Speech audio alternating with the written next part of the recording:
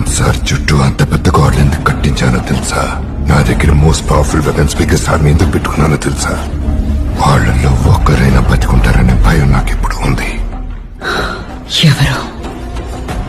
సౌరాంగులు.